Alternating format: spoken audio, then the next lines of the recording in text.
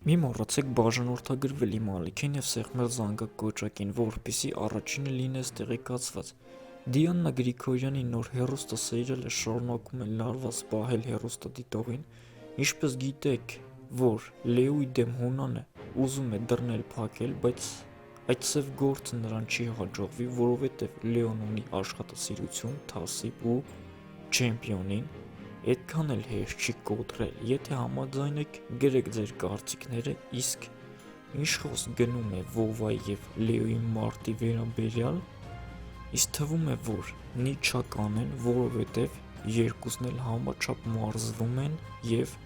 չպետք է այդ գոյամարտը թշնամացնի երկու եղբայրներին։ Դե ինչ, մի մոռացեք բաժանորդագրվելու համար և տեսանյութը հավանիր ավելին իմանալու համար։